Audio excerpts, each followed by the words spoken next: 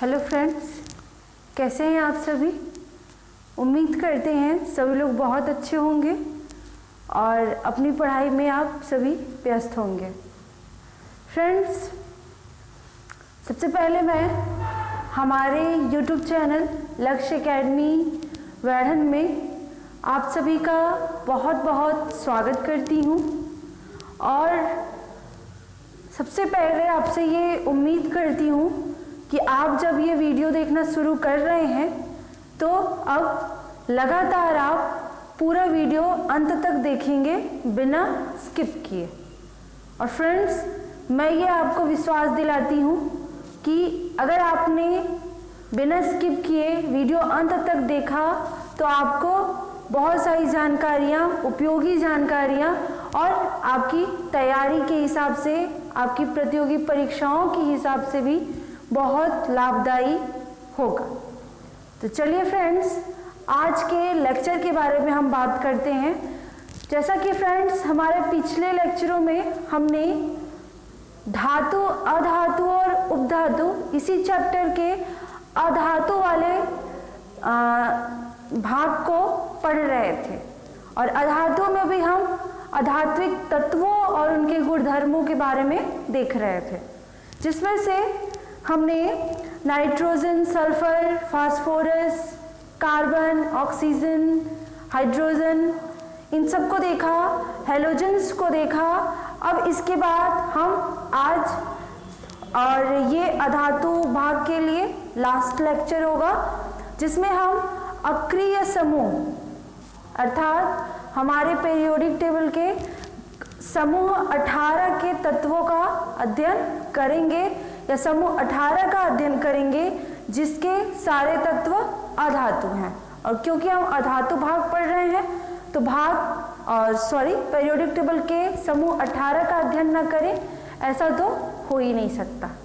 तो मैं आपसे पुनः रिक्वेस्ट करना चाहती हूँ कि आप वीडियो को बिना स्किप किए लगातार देखें और अंत में कमेंट करें, हमारे चैनल को सब्सक्राइब करें और इस वीडियो को ज़्यादा से ज़्यादा शेयर करें, लाइक करें और अपना प्यार दें। तो चलिए आज का वीडियो हम शुरू करते हैं। आज पढ़ेंगे हम फ्रेंड्स अक्रिय समूह। जैसा कि हमने बताया था, पीरियोडिक टेबल का जब हम अध्ययन कर रहे थे तो जो ऊर्ध्वाधर लाइनें होती हैं उन्हें समूह कहते हैं और जो क्षैतिज लाइनें बनती हैं उन्हें आवर्त कहते हैं। हमने ये देखा था।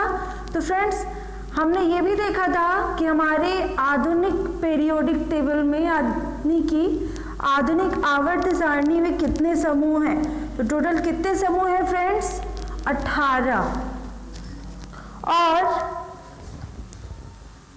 आज हम सबसे अंतिम समूह अर्थात 18वें समूह के तत्वों और उस समूह का अध्ययन करेंगे। सबसे पहले फ्रेंड्स, इस समूह का नाम दिया जाता है अक्रिय समूह और इस समूह के तत्वों को अक्रिय गैसों का नाम दिया जाता है। तो सबसे पहले फ्रेंड्स, हम यही जान लेते हैं कि समूह को अक्रिय समूह क्यों कहते हैं। जैसा कि फ्रेंड्स नाम से समझ में आ रहा है, अक्रिय अर्थात किसी से भी क्रिया ना करने वाला। तो किसी अन्य तत्व से, किसी अन्य परमाणु से क्रिया क्यों नहीं करेगा, ये भी हम देखते हैं। इसके पहले भी हमने देखा है फ्रेंड्स कि क्रिया करने की जो दर होती है किसी भी तत्व के परमाणु की, वह संयोजकता पर निर्भर करती है। और संयोजकता क्या था फ्रेंड्स? बाहरी कक्ष में इलेक्ट्रॉनों की संख्या। तो अभी हम देखते हैं, जैसा कि मान लेते हैं ये किसी तत्व का परमाणु है जिसका ये नाभिक है और इसमें ये कक्षक हैं।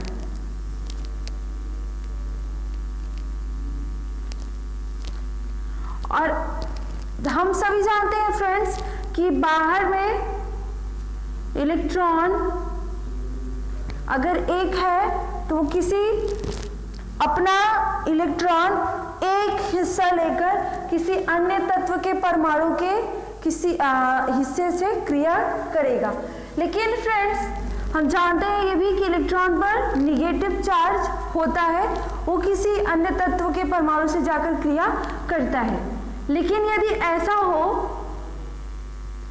कि बाहरी कक्ष में जितने इलेक्ट्रॉनों की जरूरत है उतने इलेक्ट्रॉन आ जाए, अब और इलेक्ट्रॉनों की जरूरत ही नहीं है, और जरूरत नहीं है तो वो किसी अन्य तत्व के परमाणु से इलेक्ट्रॉन लेगा भी नहीं और अपने तत्व के परमाणु का इलेक्ट्रॉन देगा भी नहीं। क्यों? क्योंकि उसे जरूरत नहीं है, तो वो इलेक्ट्रॉनों का अदला बदली नहीं करेंगे। और जब ऐसा नहीं करेंगे अर्थात किसी से क्रिया नहीं करेंगे, और क्रिया नहीं करेंगे तो वो कैसे तत्व कहलाएंगे?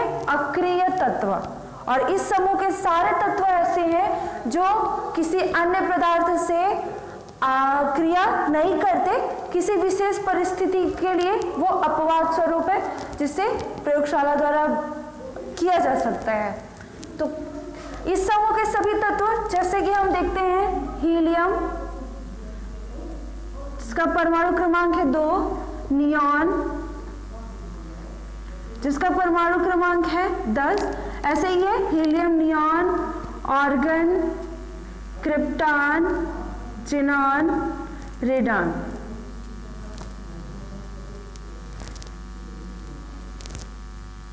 सॉरी, आर्गन को AR। दो एग्जाम्पल हम देखते हैं फ्रेंड्स। जैसा कि हीलियम के पास कितने इलेक्ट्रॉन है, उसका परमाणु क्रमांक कितना है? 2, अर्थात हीलियम के पास इलेक्ट्रॉनों की संख्या कितनी है फ्रेंड्स? 2। और इलेक्ट्रॉनों का वितरण हम सभी ऑफ-बाउंड नियम देखा था हमने, 1s फिर 2s 3s इस तरह जाएगा। ऑफ-बाउंड नियम हमने पढ़ा था, क्रम भी पढ़ा था। तो जैसा कि फ्रेंड्स पहले 1s में जाएगा और ये s कक्षक है, s कक्षक में हमने देखा था कि अधिकतम कितने इलेक्ट्रॉन जा सकते हैं फ्रेंड्स? तो 2। तो यहाँ इस कक्षक में 2 इलेक्ट्रॉन जाएंगे, अर्थात इस कक्ष में जितने अधिकतम इलेक्ट्रॉन रह सकते हैं उतने इलेक्ट्रॉन यहाँ पर है। अर्थात यहाँ इलेक्ट्रॉन की ना तो जरूरत है और ना ही इसके पास अधिक है कि ये किसी और को देगा। तो क्योंकि ये बाहरी कक्षा हुई इसमें एक ही कक्षा बन रही है हीलियम की, और जिसमें 2 इलेक्ट्रॉन आ रहे हैं, अर्थात s कक्षक में, और इसमें अधिकतम 2 इलेक्ट्रॉन ही रह सकते हैं। अर्थात जितने इलेक्ट्रॉनों की जरूरत थी उतने इलेक्ट्रॉन यहाँ पर हैं, और ना ही तो अधिक भी नहीं है कि ये किसी और को दे। इस कारण से हीलियम किसी और से क्रिया शीघ्रता से क्या क्रिया नहीं करेगा। विशेष परिस्थितियों में अगर क्रिया कराने के लिए उसे उत्तेजित किया जाए तो परिस्थिति अलग होती है। इसी प्रकार नियॉन का देखें तो पहले 1s में गया, इसमें 2 इलेक्ट्रॉन जाएंगे, इसके पास 10 इलेक्ट्रॉन है फ्रेंड्स। ऐसे ही अफवाहों का क्रम होता है। अगर कक्षकों में देखें तो पहले कक्षक में 2 इलेक्ट्रॉन, फिर दूसरे में 8 हो सकते हैं। तो यहाँ 1 2 3 4 5 6 7 8। पहले कक्ष में 2 इलेक्ट्रॉन इस तरह के देखें तो, और दूसरे में 8, 2 8 8 18 36 ये क्रम होता है अगर डायरेक्ट कक्षकों को देखें तो। पहले कक्ष में तो 2 इलेक्ट्रॉन आ गए, इसके पास कितने थे फ्रेंड्स? 10।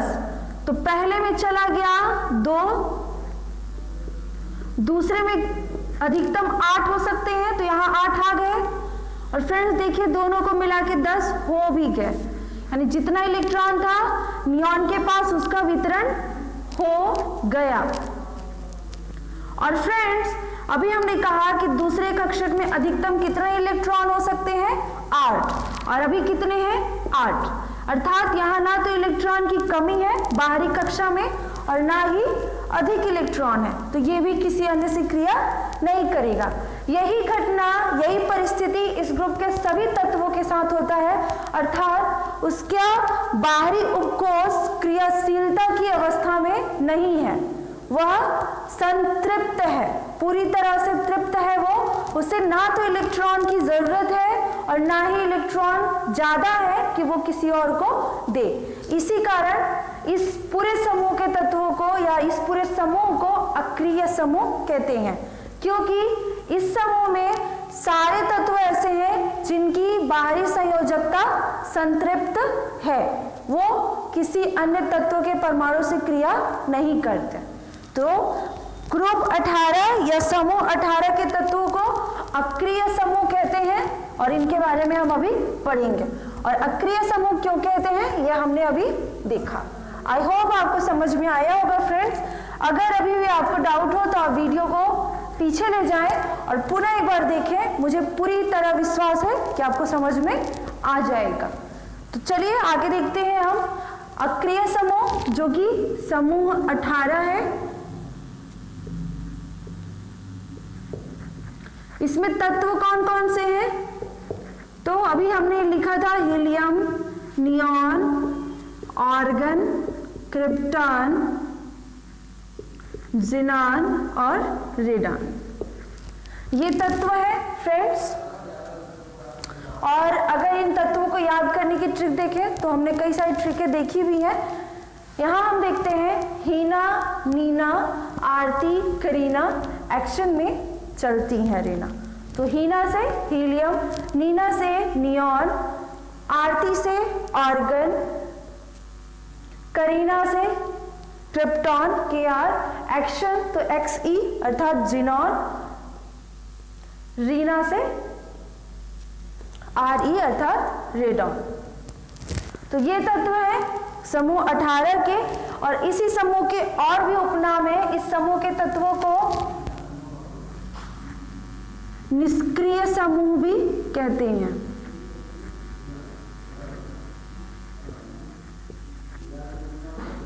निष्क्रिय समूह कहते हैं, उत्कृष्ट समूह भी कहते हैं, या इस समूह के गैसों को, तत्वों को उत्कृष्ट गैसें कहते हैं। और उत्कृष्ट, निष्क्रिय या अक्रिय दोनों का मतलब एक ही है फ्रेंड्स। उत्कृष्ट गैस से या उत्कृष्ट समूह इस कारण से कहते हैं कि इस समूह में कुछ गैस, कुछ तत्व ऐसे हैं जिन्हें विशेष परिस्थिति में लाकर अभिक्रिया के अनुरूप बनाया जा सकता है। विशेष परिस्थिति में, विशेष क्रियाओं के द्वारा, अर्थात कुछ अलग है, कुछ उत्कृष्ट है। इसी कारण इस ग्रुप को या इस ग्रुप के समूह तत्वों को भी उत्कृष्ट समूह या उत्कृष्ट गैसें कहते हैं। इसके बाद एक और उपनाम है शाही समूह।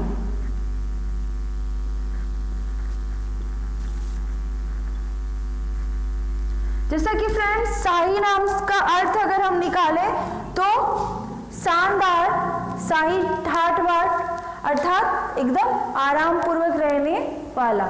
इस समूह के तत्वों को देखिए फ्रेंड्स, तो इसे जितना जो चाहिए वो इसके पास है। इस समूह के तत्वों को जितने इलेक्ट्रॉन की जरूरत है उतने उतने इलेक्ट्रॉन सबके पास हैं। ऐसा भी नहीं है कि इनके पास ज्यादा है तो कोई ले लेगा, इनसे छीन लेगा, चुरा लेगा, या इनके पास कम नहीं है कि इन्हें किसी और के पास जाकर मांगना पड़े। अर्थात ये बेफिक्र होके मस्ती के साथ अपने समूह में रहते हैं। तो इस कारण से इन्हें शाही समूह कहा जाता है। इसीलिए क्योंकि ये क्रिया किसी से नहीं करते या यौगिक बनाने में बहुत कम होते हैं। तो ये समूह 18 अक्रिय गैस। आगे हम देखते हैं इस समूह के तत्वों की एक विशेषता है कि ये सभी तत्व रंगहीन, गंधहीन और स्वादहीन है। इस समूह के सारे तत्व, इन तत्वों में ना तो रंग है, ना ही गंध है और ना ही स्वाद है। ये प्रमुख विशेषता है अक्रिय समूह के तत्वों की। और यही एक ऐसा समूह है फ्रेंड्स, अर्थात ग्रुप 18 ही ऐसा समूह है जिसमें गैसों की संख्या सबसे ज्यादा है।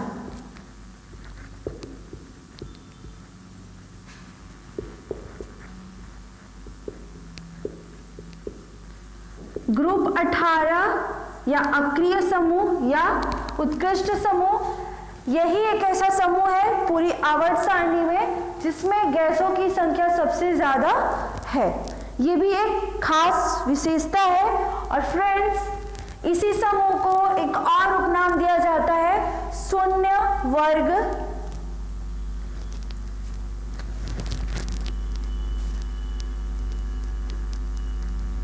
शून्य वर्ग भी इसीलिए कहा जाता है क्योंकि बाहरी कक्षा में इलेक्ट्रॉनों के लिए कोई हरकत नहीं है, उन्हें वो उदासीन है, उन्हें ना तो चाहिए ना ही अपना देना है।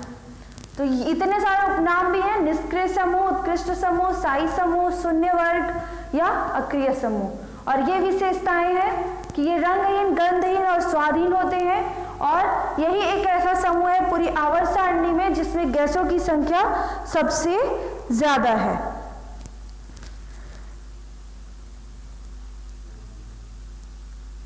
इसके बाद फ्रेंड्स, ये तो सब पूरे समूह के लिए संयुक्त रूप से विशेषताएं थी। अब हम अलग अलग तत्वों के बारे में कुछ कुछ तथ्य जानेंगे जो हमारी परीक्षा की दृष्टि से महत्वपूर्ण है।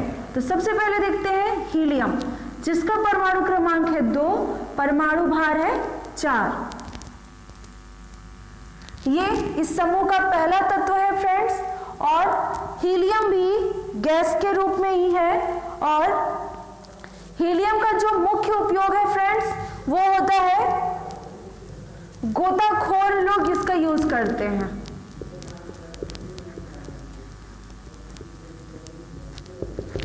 गोताखोर लोग जो अपने साथ गैस की सिलेंडर लेके जाते हैं ऑक्सीजन की, उसमें केवल ऑक्सीजन नहीं होता बल्कि ऑक्सीजन और हीलियम का मिश्रित गैस होता है, अर्थात मिश्रण होता है।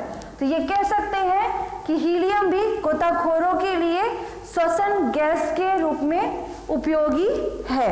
ये हीलियम की सबसे खास उपयोगिता है और विशेषता भी है। और अगर इसके खोज की बात देखें कि हीलियम की खोज किसने की थी, तो खोजकर्ता 2 लोग सम्मिलित रूप से थे।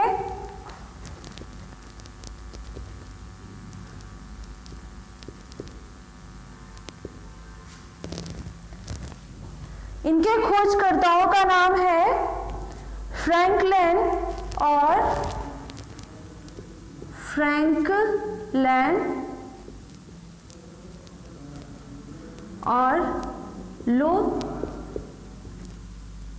लोकेथर।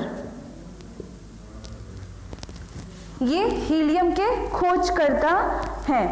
फ्रैंकलिन और लोकेथर। हीलियम का परमाणु क्रमांक 2, परमाणु भार है 4। ये गोताखोरों के श्वसन गैस में ऑक्सीजन के साथ मिश्रित रूप से रहता है, अर्थात ये श्वसन के लिए महत्वपूर्ण भूमिका निभाता है। कब? जब कृत्रिम श्वसन की बात होती है गोताखोरों अथवा पर्वतारोहियों के लिए। तो ये इतना हीलियम के बारे में था। आगे जो दूसरा तत्व है इस समूह का वो है नियॉन। तो नियॉन का परमाणु क्रमांक है फ्रेंड्स 10 और परमाणु भार है 20। और नियॉन की खोज की है रैमजे ने। नियॉन की खोज की रैमजे ने सन 1898 ईस्वी में। नियॉन की खोज किसने की? रैमजे ने सन 1898 ईस्वी में। और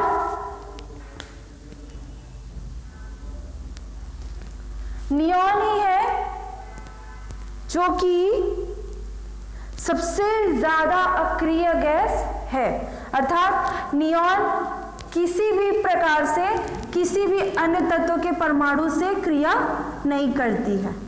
तो इस समूह के सभी तत्व तो अक्रिय गैस है, हीलियम भी था, लेकिन जो नियॉन है वो सबसे ज्यादा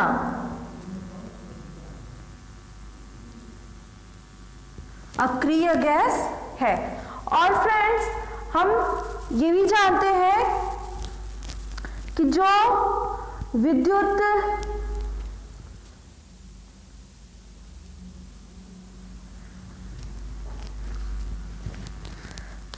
यहाँ एक प्रयोग देखते हैं नियॉन के बारे में। फ्रेंड्स, ये एक ट्यूब है, हम मानते हैं, जिसमें नियॉन भरी हुई है। इस ट्यूब में नियॉन है और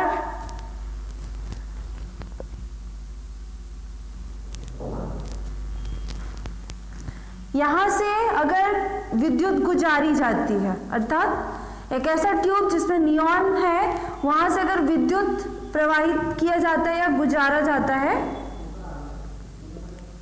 तो इसके बाद से यहां नारंगी कलर की चमक उत्पन्न होती है।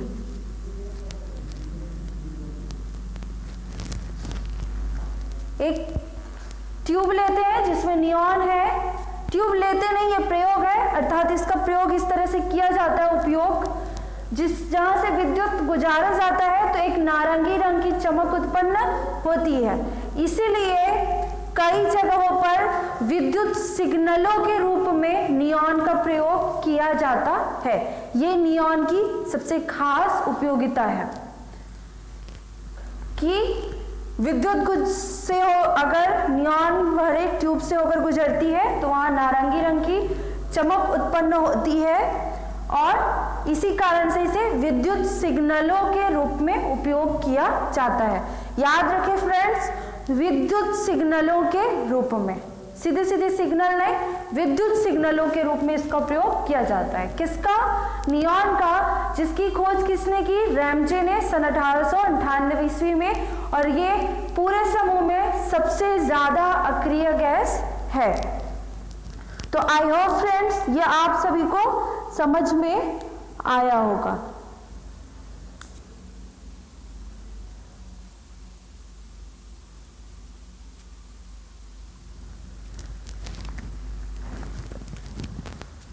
इसके बाद हमारा तीसरा तत्व होगा इस समूह का आर्गन।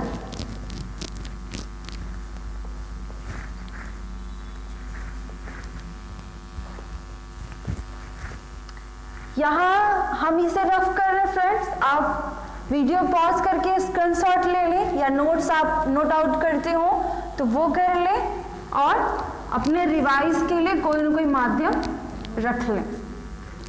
इससे आपके लिए ही हेल्प मिलेगी रिवाइज करने में। तो ऑर्गन का आप देखते हैं हम,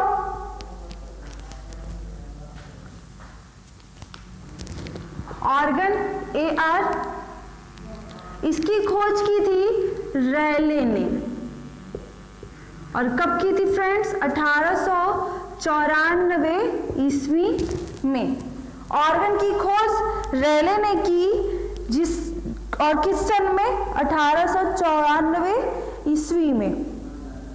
और इसका जो मुख्य प्रयोग है फ्रेंड्स, वो विद्युत बल्ब हो या रेडियो बल्ब हो या ट्यूब हो, ट्यूबलाइट्स हो, उसमें नाइट्रोजन के साथ इसका अर्थात ऑर्गन का प्रयोग किया जाता है।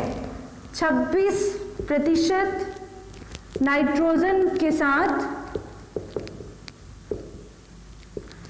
विद्युत बल्बों, रेडियो बल्बों या ट्यूबलाइटों में इसका प्रयोग किया जाता है। किसका? ऑर्गन का, जिसकी खोज रैले ने की thी सन 1894 ईस्वी में। इसके बाद अगला हम देखते हैं, अगला तत्व है क्रिप्टॉन। क्रिप्टॉन, इसका जो उपयोग है क्रिप्टॉन का, वो बिजली के बल्ब बनाने और लेजर बनाने में उपयोगी है।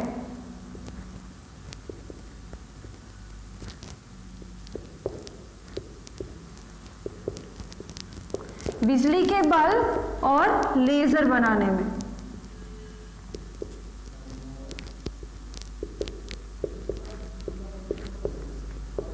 इनका उपयोग किया जाता है। किसका? क्रिप्टॉन का। इसके बाद अगला तत्व है इस समूह का, वो है जिनॉन, जिसे Xe से प्रदर्शित करते हैं। और ये ऐसा अक्रिय समूह है जिसके अगर यौगिक बनते हैं तो पूरे समूह के सबसे ज्यादा यौगिक जिनॉन के ही हैं, जो विशेष परिस्थितियों में बनते हैं। तो फ्रेंड्स ये ध्यान रखना है हमें कि अक्रिय समूह का वो कौन सा तत्व है जिसके प्रकृति में सबसे अधिक यौगिक हैं। तो कौन है वो? जिनॉन। अर्थात जिनॉन के प्रकृति में सबसे ज्यादा यौगिक हैं, जो कि अक्रिय समूह का तत्व है।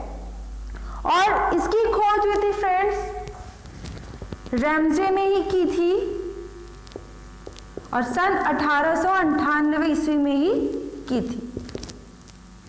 किसकी? जिनॉन की खोज रैमजे ने सन 1898 ईस्वी में। और इसे एक उपनाम दिया जाता है फ्रेंड्स, इसका उपनाम है स्ट्रेंजर गैस।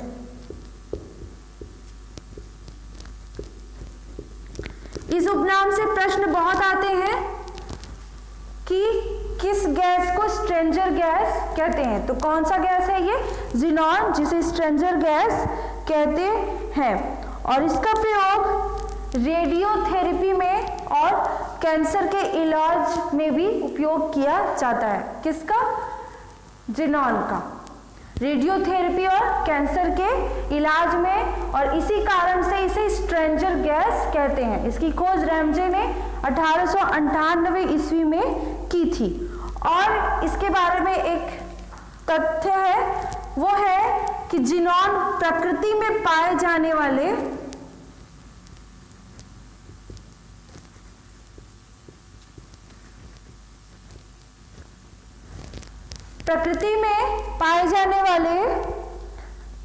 गैसों में, पाए जाने वाले अक्रिय गैसों में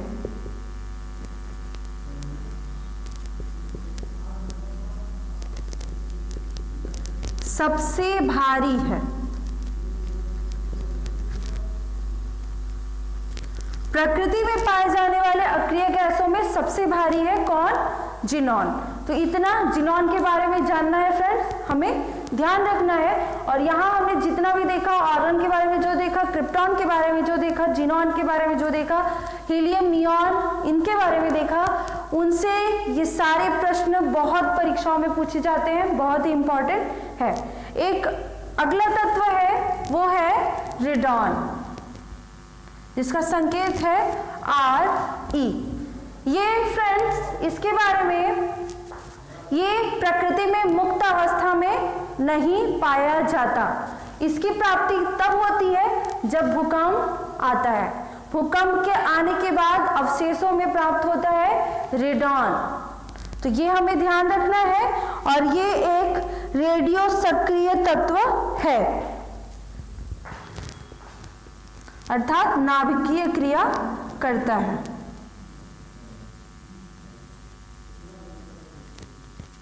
रेडियो सक्रिय तत्व है, अर्थात नाभिकीय क्रिया करता है। इसकी खोज डॉर्न ने 1902 ईस्वी में की थी। तो रेडॉन की खोज किन्होंने की? डॉर्न ने सन 1902 ईस्वी में। और ये प्रकृति में मुक्त अवस्था में नहीं होता, बल्कि भूकंप की क्रिया के द्वारा प्राप्त अवशेष जो होते हैं उनमें प्राप्त होता है ये रेडॉन। और पूरे समूह में सबसे भारी अक्रिय गैस है।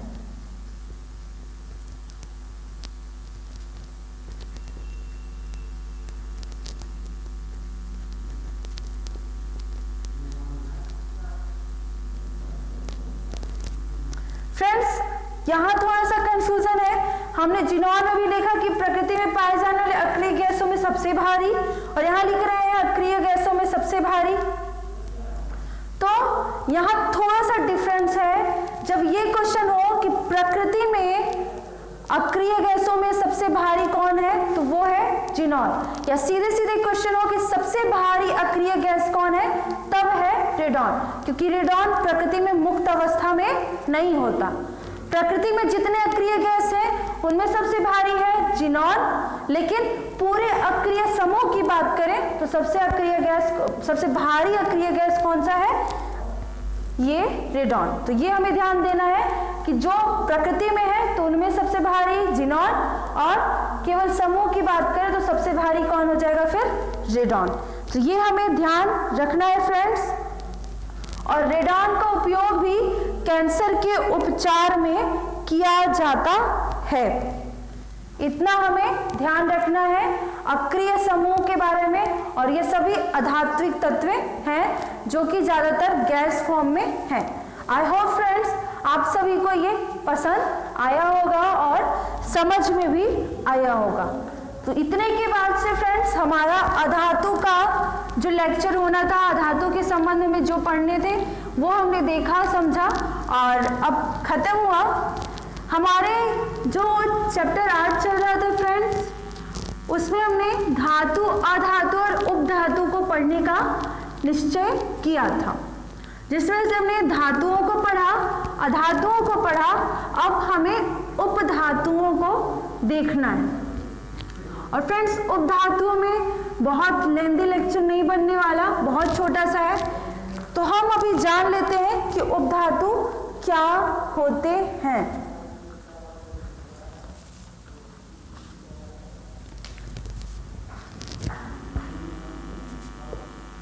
तो उपधातु की परिभाषा बहुत सरल सी है फ्रेंड्स। आवर्त सारणी के ऐसे तत्वों के परमाणु या ऐसे तत्व जिनमें धातुओं का गुण भी हो और उपधातुओं का भी गुण हो, उन तत्वों को उपधातु कहा जाता है। ऐसे तत्व जिनमें धातुओं का भी गुण हो और अधातुओं का भी गुण हो तो उन तत्वों को उपधातु कहते हैं। इनके जो उदाहरण है या उपधातु कौन कौन से हैं हमारे पीरियोडिक टेबल में, उनका नाम हम देखते हैं। तो boron, silicon, germanium, boron, silicon, germanium और एंटीमनी, टेल्यूरिनियम। कुछ लेंथे और एक्टिनाइट श्रेणी के कुछ तत्व हैं, तो वो हम अभी नहीं देखते। उपधातुओं में ये मुख्य रूप से तत्व हैं। कुछ अन्य तत्व हैं जो कभी उपधातु का गुण प्रदर्शित करते हैं और कभी नहीं। तो जो मुख्य रूप से हैं उनके बारे में देखते हैं। तो ऐसे तत्व जो धातु और अधातु दोनों के गुण प्रदर्शित करते हो उपधातु कहलाते हैं। इसमें से मुख्य तत्व बोरान, सिलिकॉन, जर्मेनियम, एंटीमनी और टेल्यूरिनियम है। तो बोरान के बारे में, सिलिकॉन के बारे में, जर्मेनियम, टीन और टेल्यूरियम के बारे में हम थोड़ा सा देखते हैं। तो बोरान का फ्रेंड्स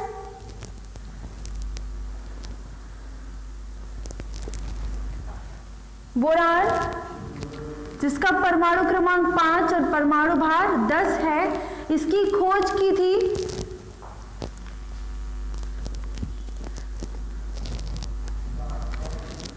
जोसेफ लुइस गे लुसाक। ये खोजकर्ता का नाम बहुत ज्यादा ध्यान रखने वाला चीज है फ्रेंड्स। ये परीक्षाओं में हमारे पूछा जाता है कि बोरान की खोज किसने की, तो जोसेफ लुइस गे लुसाक। और बोरान के संबंध में एक तथ्य हमें जानना बहुत आवश्यक है जो कि बहुत ही महत्वपूर्ण है। वो है कि बोरान का एक यौगिक है जिसका नाम है बोरेक्स, और इसी को सुहागा के उपनाम से भी जानते हैं या सुहागा के रूप में उपयोग किया जाता है। ये प्रसिद्ध यौगिक है, फेमस, और इसका नाम हमें जानना चाहिए। तो बोरान का यौगिक है बोरेक्स, जिसे सुहागा भी कहा जाता है या सुहागा के रूप में उपयोग किया जाता है। तो इतना बोरान के बारे में। आगे देखते हैं हम सिलिकॉन के बारे में।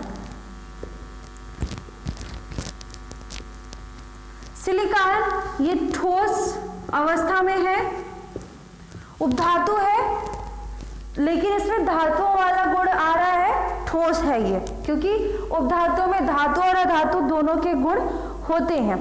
और सिलिकॉन ही है जो पृथ्वी पर ऑक्सीजन के बाद पाया जाने वाला दूसरा सबसे ज्यादा तत्व है। अर्थात अगर हम क्रम देखें कि प्रकृति में तत्वों की उपस्थिति सबसे ज्यादा कौन सा तत्व उपस्थित है, तो सबसे ज्यादा है ऑक्सीजन और दूसरे नंबर पर है सिलिकॉन। अर्थात प्रकृति में पृथ्वी पर ऑक्सीजन के बाद सबसे ज्यादा है कौन, सिलिकॉन। और इसके बारे में ये लाइन जरूर ध्यान रखना है फ्रेंड्स। तो ये ठोस अवस्था में है और प्रकृति में पृथ्वी के बाद, प्रकृति में पृथ्वी पर ऑक्सीजन के बाद सबसे ज्यादा मात्रा में पाया जाता है। और इसकी खोज करने वाले थे, सिलिकॉन की खोज की थी स्वीडन के रसायनज्ञ ने।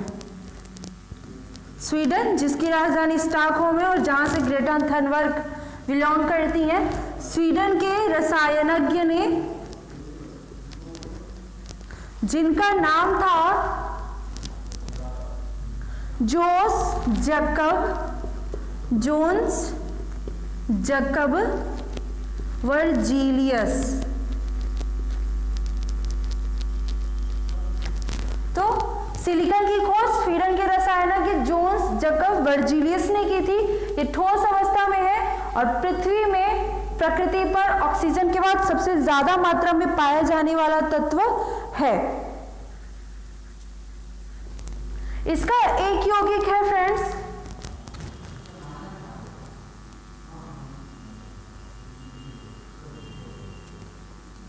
और ऐसा तत्व है जो कठोरता में हीरे के समान कार्य करता है, तो वो है सिलिकॉन कार्बाइड।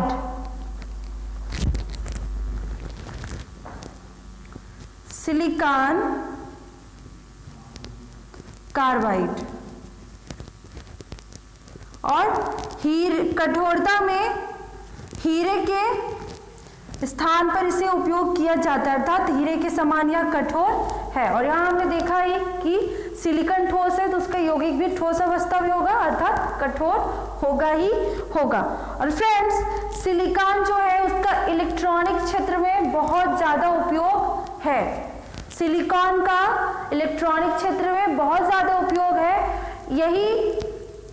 इसी के प्रयोग के कारण, इलेक्ट्रॉन जगत में बहुत ज्यादा उपयोगी के कारण अमेरिका के एक स्थान को सिलिकॉन वैली ही नाम दिया गया है। सिलिकॉन के इलेक्ट्रॉनिक क्षेत्र में बहुत उपयोग के कारण, जो कि अमेरिका की एक इलेक्ट्रॉनिक जगत को समृद्ध बना चुका है, उस जगह का नाम रखा गया सिलिकॉन वैली।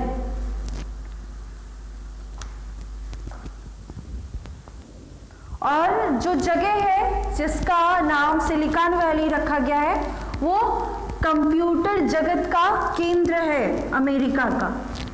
अर्थात इलेक्ट्रॉनिक और कंप्यूटरिंग के क्षेत्र में ये महत्वपूर्ण कार्य करता है या ज्यादा उपयोगी है।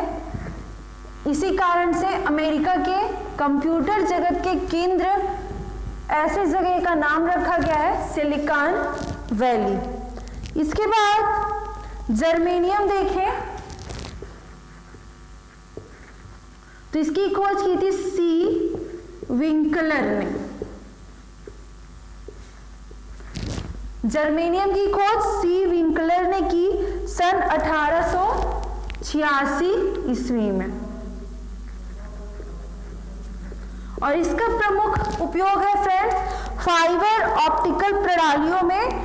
और फाइबर ऑप्टिकल प्रणालियां, इसके बारे में हम आगे के लेक्चरों में पढ़ेंगे कि फाइबर ऑप्टिकल प्रणाली क्या होती है। अभी हमें इतना ध्यान रखना है कि जर्मेनियम का प्रमुख प्रयोग है फाइबर ऑप्टिकल प्रणालियों में। और ये कम्युनिकेशन के क्षेत्र में है फ्रेंड्स, प्रकाशिक तंतु वगैरह, ये हम देखेंगे फिजिक्स में।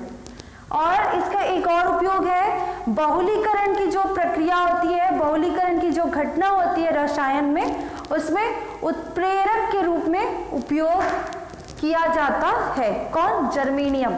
इसके बाद अगला तत्व है एंटीमनी और टेल्यूरिनियम। इनके संबंध में कोई खास विशेषताएं नहीं है जो हमारी परीक्षाओं में पूछे जाते हैं फ्रेंड्स। तो उपधातुओं के संबंध में इतने तथ्य हमने देखे, अधातुओं के लिए हमने 2-3 लेक्चरों के माध्यम से समझा, और पूरे चैप्टर धातु, अधातु और उपधातु को हमने समथिंग 9 चैप्टरों 9 लेक्चरों के माध्यम से हमने देखा, समझा और जाना। तो आपको इस चैप्टर में अब कहाँ क्या डाउट रह गया है आप कमेंट करके अवश्य बताएं। यह वीडियो आपको कैसा लगा कमेंट करें, और हमारी वीडियो को लाइक करें, शेयर करें तथा हमारे चैनल को सब्सक्राइब करें। धन्यवाद।